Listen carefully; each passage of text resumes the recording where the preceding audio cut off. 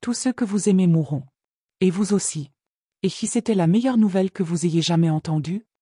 Dans les sociétés occidentales, la mort est souvent traitée comme un spectre lointain, quelque chose à ignorer, aseptisé ou évoqué à travers des euphémismes chuchotés. Nous la cachons derrière les rideaux d'hôpitaux, l'adoucissons avec des platitudes et nous nous distrayons avec l'illusion de la permanence. Pourtant, dans d'autres cultures, la mort est un enseignant, une transition sacrée, voire une célébration intégrée au quotidien à travers des rituels, la vénération des ancêtres et des méditations sur l'impermanence. Sous notre évitement se cache une épidémie silencieuse, l'angoisse de la mort.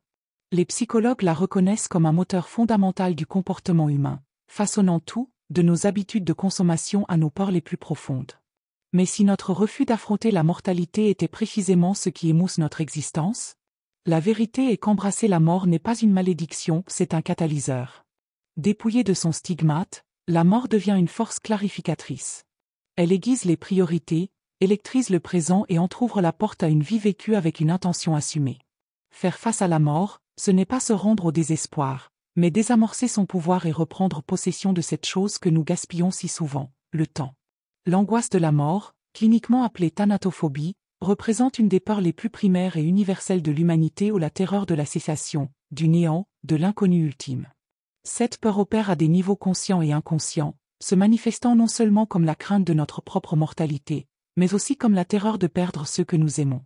L'œuvre primée du Pulitzer du psychologue Ernest Becker, Le déni de la mort, postule que presque toute la civilisation et le comportement humain peuvent être compris comme des mécanismes de défense élaborés contre cette terreur fondamentale.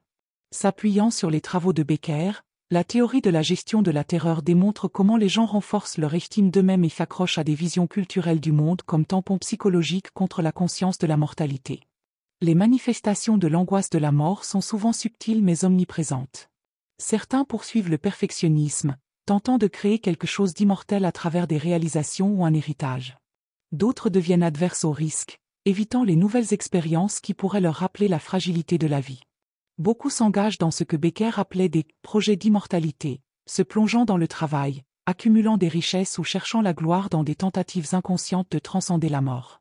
D'autres encore s'engourdissent à travers des comportements compulsifs, binge-watching, consommation de substances ou défilement sans but, autant de tentatives pour étouffer le murmure existentiel que tout a une fin. Le grand paradoxe réside dans la façon dont ces mécanismes d'adaptation se retournent contre nous. Dans nos tentatives désespérées d'éviter de penser à la mort, nous construisons des vies qui semblent sur mais vides, occupées mais dénuées de sens. Nous reportons la joie pour un futur imaginaire où nous nous sentirons enfin en sécurité, sans réaliser que la poursuite même de la sécurité est ce qui donne à la vie un sentiment d'insécurité. Comme l'a observé le psychiatre Irvin Yalom, plus nous essayons de réprimer l'angoisse de la mort, plus elle nous contrôle depuis l'aube. La psychothérapie existentielle, développée par des pionniers comme Irvin Yalom, Viktor Frankl et Rollo May, propose une approche radicale de l'angoisse de la mort. Plutôt que de l'éviter, ils invitent les clients à s'y confronter. Cette école de pensée identifie 4 préoccupations ultimes: la mort, la liberté, l'isolement et l'absurdité qui sous-tendent la plupart des détresses psychologiques. Parmi celles-ci, la mort est à la fois la plus viscérale et la plus transformatrice lorsqu'elle est affrontée directement. L'approche thérapeutique de Yalom consiste souvent à guider doucement les clients pour qu'ils reconnaissent comment leurs choix sont influencés par une angoisse de la mort non examinée. Un avocat d'entreprise travaillant 80 heures par semaine pourrait découvrir que sa motivation vient d'une croyance inconsciente que le succès professionnel le rendra assez important pour tromper la mort. Un parent qui microgère la vie de ses enfants pourrait agir sous l'effet de la terreur à l'idée de sa propre impermanence.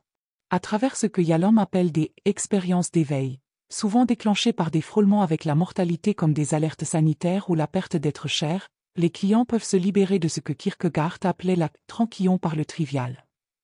La logothérapie de Viktor Frankl va plus loin, suggérant que même dans la souffrance et la mortalité, un sens peut être trouvé.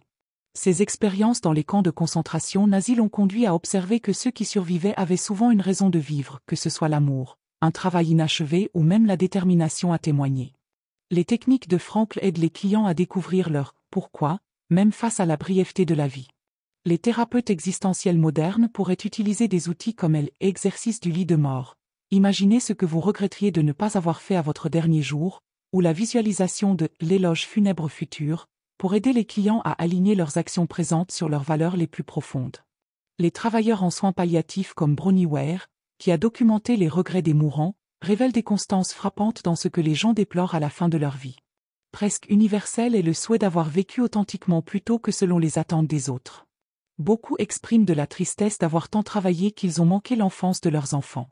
D'autres regrettent de ne pas avoir exprimé leurs sentiments, d'être restés trop longtemps dans des relations malheureuses ou d'avoir laissé des amitiés s'étioler.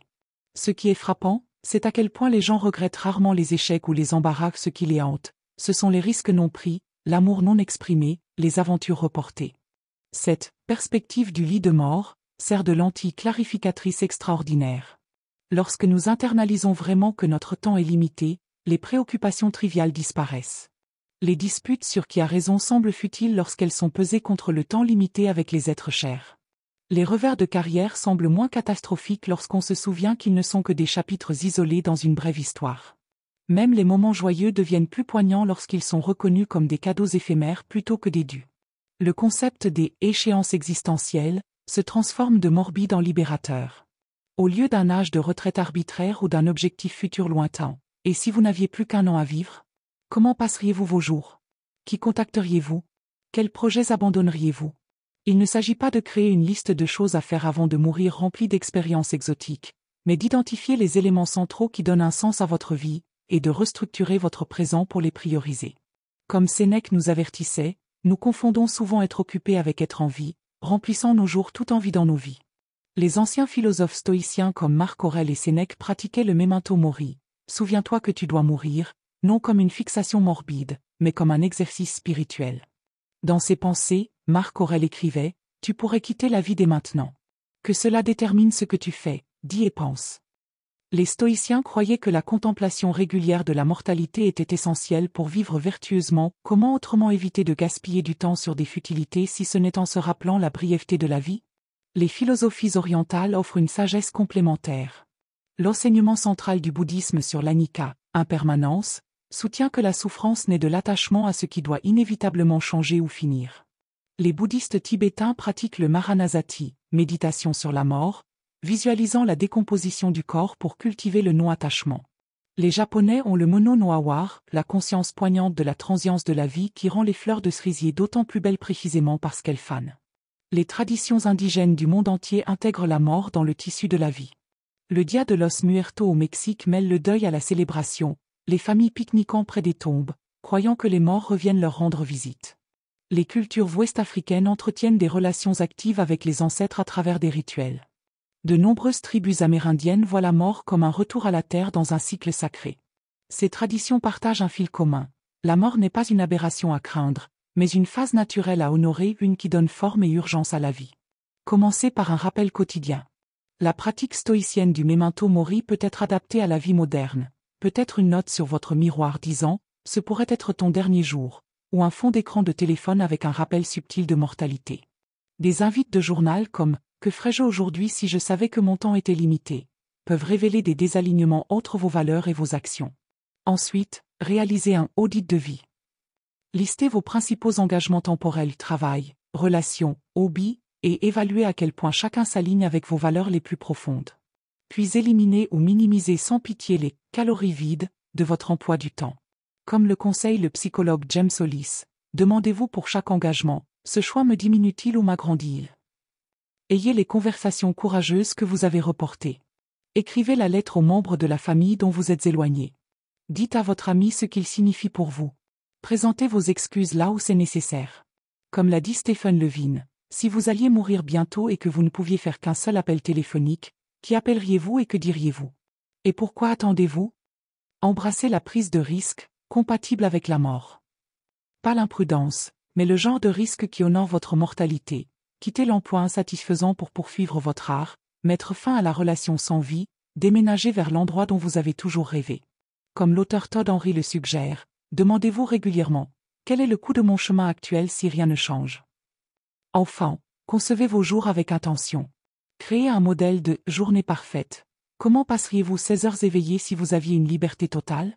Puis structurez progressivement vos vrais jours pour ressembler à cet idéal. Tenez une liste d'arrêts, des gaspilleurs de temps à éliminer. Rappelez-vous que les petits choix quotidiens, cumulés sur des années, deviennent l'histoire de votre vie. Le cadeau de la mort est la clarté pour choisir sagement.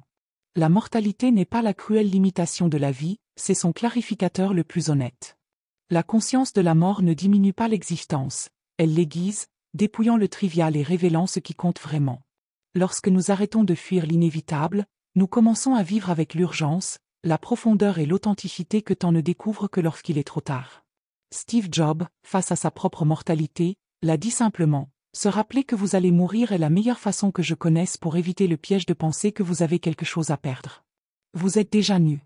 Il n'y a aucune raison de ne pas suivre votre cœur. » C'est le paradoxe au cœur d'une vie bien vécue.